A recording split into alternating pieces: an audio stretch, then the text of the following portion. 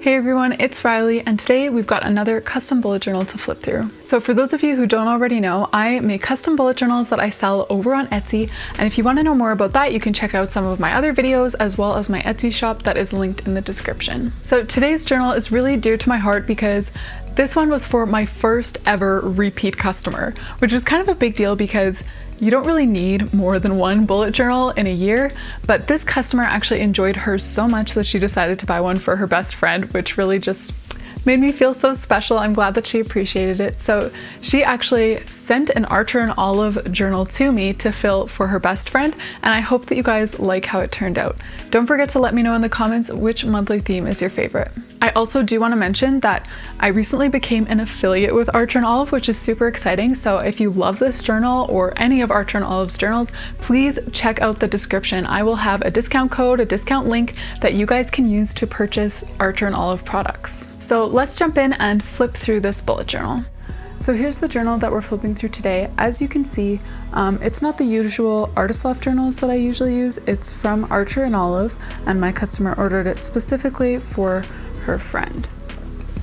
I do have a discount code for Archer and Olive linked down in the description in case you're interested in getting one for yourself. So the Archer and Olive journals come with this name page, which I normally just make for myself, but she's welcome to fill in her name here.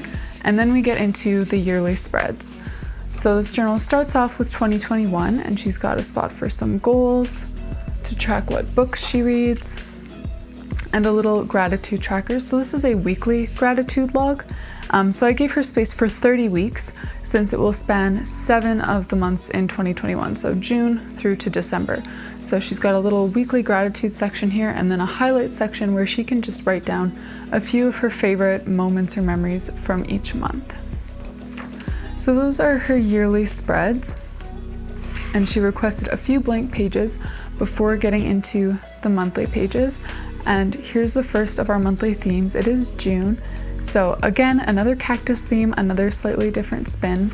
And each of her months has a title page like this, and then a little quote beside it. Then she's got a memories page and a few trackers over here. So at the bottom is a habit tracker, and she would want to flip the journal the other way to use this. So there's space to track 10 habits here, and then there's also a mood tracker over here as well. So since this is a minimal doodle journal, the weeks don't have like little drawings or little cacti on them. They just have the key colors for each month.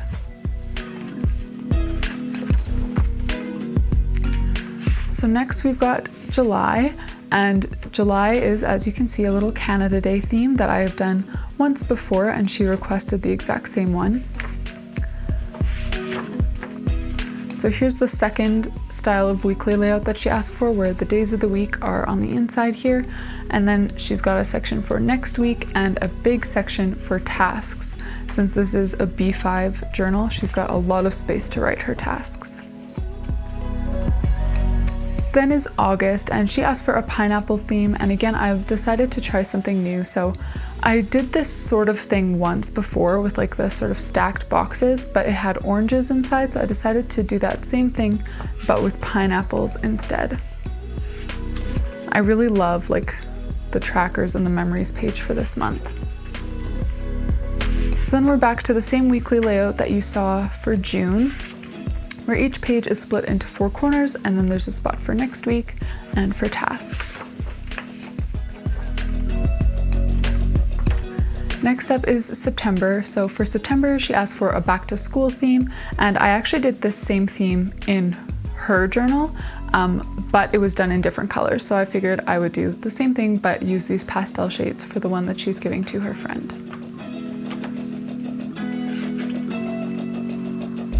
So for September, I did a bit of a different weekly layout.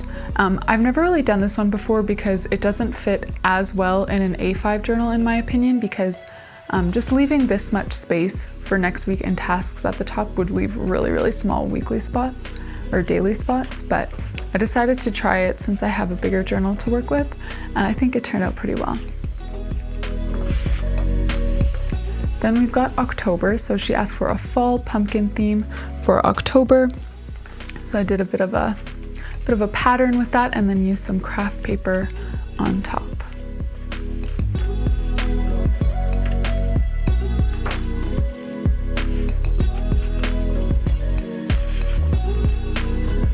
then is November, and I really like how November turned out. I've done this quite a few times now, this little like floral print, and I use sort of like wintry colors, just really soft ones with some like pine needles and stuff like that.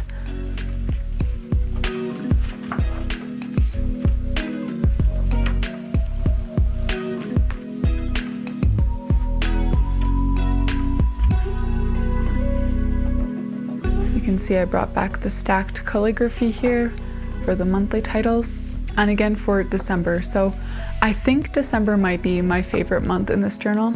Not 100% sure, but I really love the lettering. I just did like my usual calligraphy, but then instead of using my white gel pen to just draw like straight lines or dashed lines on the downstrokes, I used it to make sort of like snowflakes or glitter type look on the top half of the letters, and I really, really love it. And then I've got just like a bunch of people making snow angels and some little snowmen, and just a really wintry theme.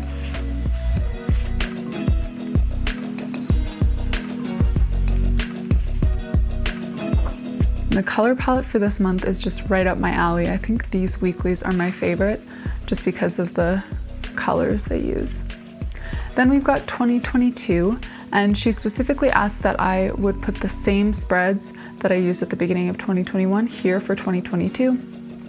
So these will all match. We've got goals, books, and then a bigger gratitude spread since this one is supposed to last a whole year instead of just 7 months. And a bigger highlights page because again, this is supposed to last 12 months instead of just 7. And for January, we've got a little rainbow theme.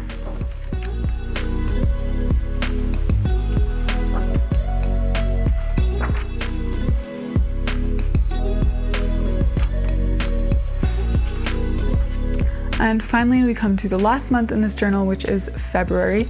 And I actually really like February too. I've done a few different variations of like a globe theme, but I've never done it in such like bright colors before. I usually use more muted ones because that's what I like in general, but I actually really like how this specific theme looks with the bright colors.